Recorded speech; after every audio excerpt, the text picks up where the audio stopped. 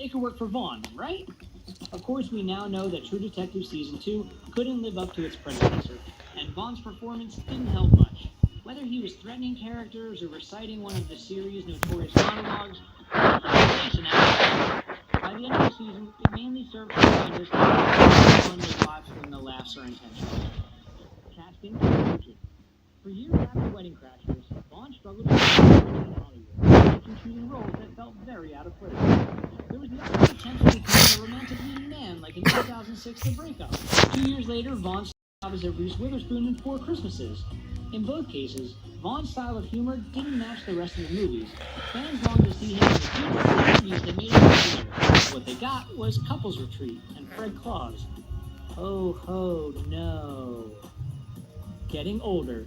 When your career is defined by frat boy movies like Swingers, Old School, and Wedding Crashers, eventually you get too old to play those parts. Now in his 40s, Vaughn has officially entered that territory. The only time that he should be on a college campus is to take one of his kids on a tour. Speaking of, Family Man.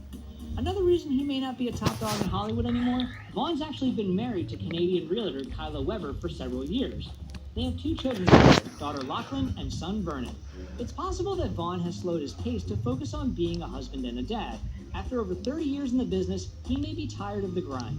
Plus, with a reported net worth of $50 million, he's not in danger of being unable to provide for his family. And maybe fatherhood will inspire his new direction. The right Pixar project may be replaced for a family-friendly version of Vince Vaughn to mount a brilliant comeback.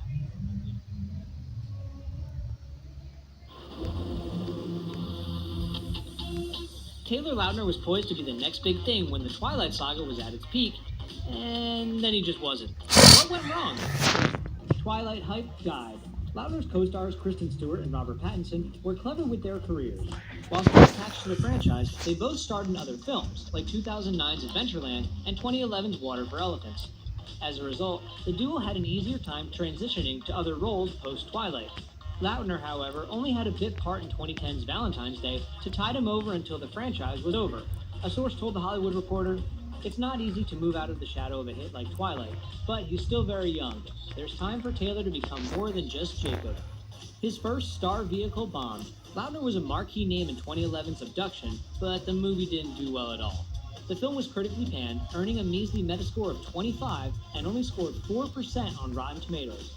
That wouldn't be so bad if the box office numbers were better, but it only made $28 million domestically. An agent told The Hollywood Reporter, his first movie just wasn't very good, and it didn't justify what he was asking for at the time. On that note, it was too expensive. Studios just don't see Lautner as being worth the money he thinks he deserves, and they might be right. Lautner demanded $5 million for Abduction. When that bombed, studios could no longer justify the whopping $10 million he asked for to star in the retelling of the biblical story of David and Goliath, or the $7.5 million he asked for to star in Stretch Armstrong. Yes, that Stretch Armstrong. Stop! Stop, evildoers! Introducing super stretching superhero Stretch Armstrong. Both movies were shelved indefinitely. One source told Vulture, "I remember when Universal co-chairman Donna asked him to Stretch Armstrong. She said to me, 'He's the real deal.' And I thought, based on what? Based on Twilight? His acting isn't the best. For most stars, acting requires emoting, not just the removal of one shirt. When Lautner was expected to do the former instead of just the latter, well, things got difficult. The reviews for Abduction weren't exactly merciful in their descriptions of Lautner's ability, or lack thereof. Movieline wrote, "This may be the first film I've seen where when an actor goes to put his hands thoughtfully on his chin, it's so awkward I become afraid he somehow missed and poke himself in the eye."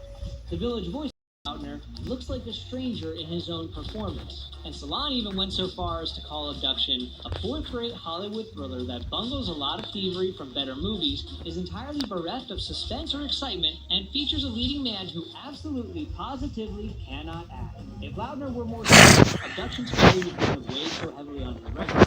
But most critics agreed that while the film's story was flimsy, Lautner's inability to convey any real emotion on screen was a huge part of the movie's problems.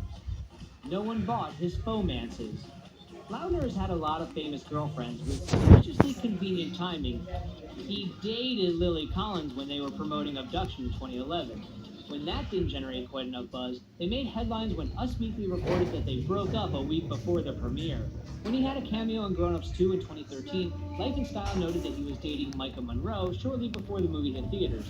He dated his co-star from 2015's Tracers, Marie Avgeropoulos, but E! Online reports that they split a few months before the film was released in theaters. Loudner's most famous flame was Taylor